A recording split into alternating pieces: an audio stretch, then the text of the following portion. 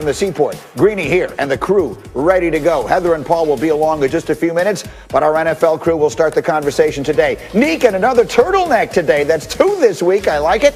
Louis Riddick will debut a new feature today called The Chronicles of Riddick. And Adam Schefter is along, and we have late-breaking news from his basketball fantasy team. All that and more as we get this thing started with what we are calling must-win weekend. And it kicks off with tonight, Patriots, Rams, a big one. New England, 6-6. They've made an NFL record 11 straight playoff appearances, but they have just a 13% chance of getting in. They need a win. Then the Giants and Cardinals Sunday, a must-win for both. Arizona has lost 3 straight. A loss would drop their playoff chances down to 24%. It's a huge game. And finally, the Bucs back off a bye, taking on Minnesota, battling for the final wildcard spot. Tampa has lost 3 out of 4. They desperately need wins. Here's their coach, Bruce Arians. Just getting in the dance. You know, we've been a 1 seed and won it. We've been a 6 seed and won it. So this year, especially with no fans, the home field advantage is really going to be out the window. It's just going to be lining up and playing in empty stadiums. So it's that what's been a big part of the playoffs in the past is home field advantage. I don't think it's going to be an advantage this year. So it's just a matter of getting in. So that's one interesting way of looking at it. And then there are these numbers. Tom Brady has unquestionably been better this season when Antonio Brown has not been on the field. You see the numbers there, the QBR, the completion percentage, everything else is better. And Brady has 4 touchdowns to 4 picks with AB on the field compared to 24-7 without. And as I bring the crew into the conversation here this morning, again, Neek and D. Wood is here and Louis Riddick, let me share one of the factors in this has been the absence, believe it or not, of Scotty Miller. Scotty Miller had genuinely emerged as the deep threat on this team through the first 7 games of this season. And from the time they brought in Antonio Brown, they've forgotten all about him. He's been targeted only 5 times, while AB has been targeted 29. So I guess I will start with you on this one, Dominique Foxworth. Were the Buccaneers actually better off before they brought in Antonio Brown?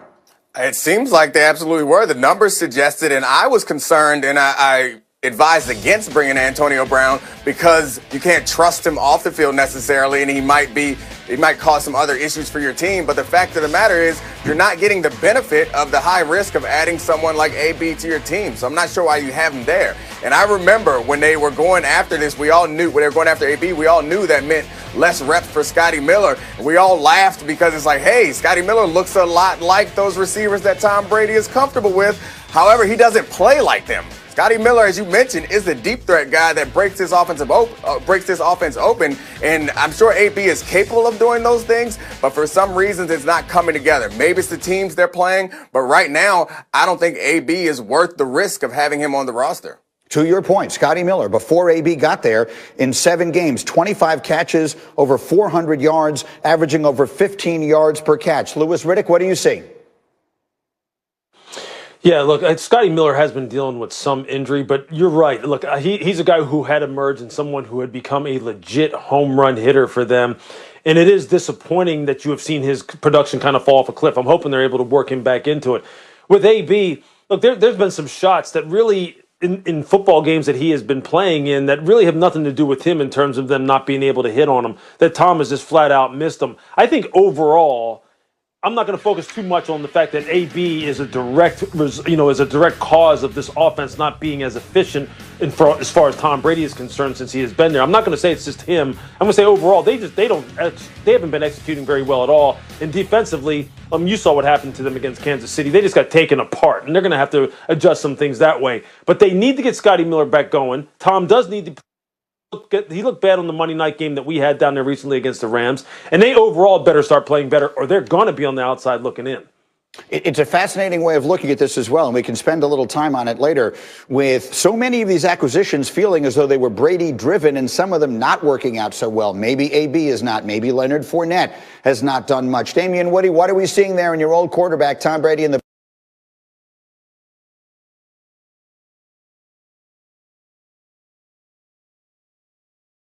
Buccaneers? Are they ready to bounce back in these final 4 weeks and make a playoff run?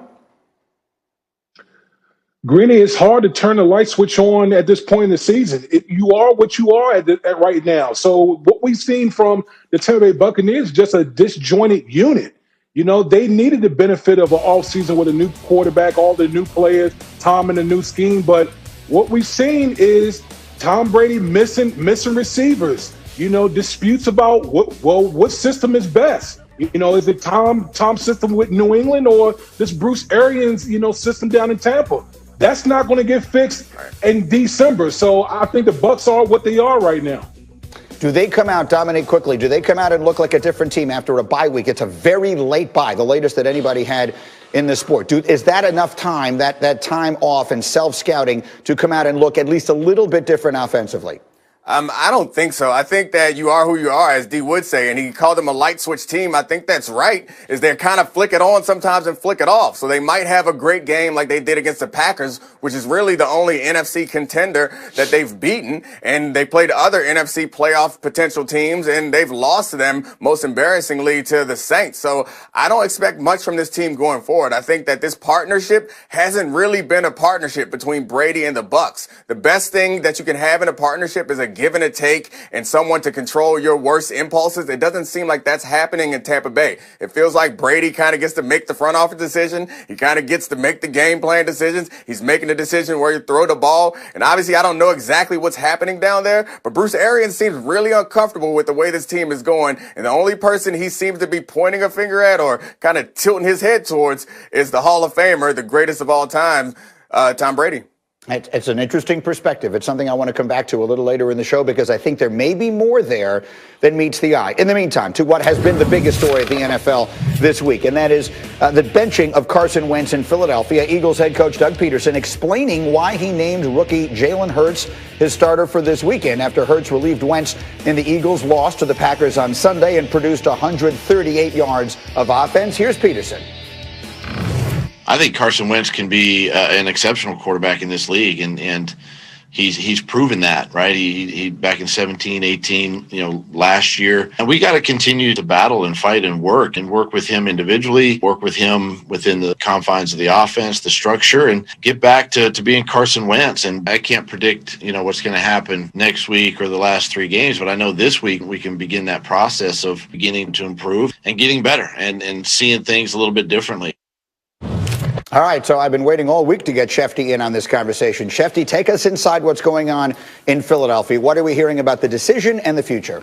Well, listen, there's so much that's uncertain right now. We do know that Jalen Hurts will start at quarterback, but we don't know what Jalen Hurts' future in Philadelphia will be. We don't know what Carson Wentz's future in Philadelphia will be. We don't know what Doug Peterson's future in Philadelphia will be. And I think anytime a team struggles, and the Eagles have struggled this year as much as anybody and disappointed as much as any team in football, the pressure always comes back to the head coach and the quarterback, first and foremost. Well, we've seen the quarterback be benched, and we know that there's pressure on Doug Peterson. Now we wait to see the fallout. They want to see if Jalen Hurts can provide some type of spark. They want to see if Carson Wentz can take a mental break and rehab his mind and get back stronger and provide some value later on. There's so much that remains uncertain here in Philadelphia, but they believe that this is the right move to make at this particular moment. So the one thing we do know, Lewis, is that we will see Jalen Hurts this weekend against a New Orleans defense.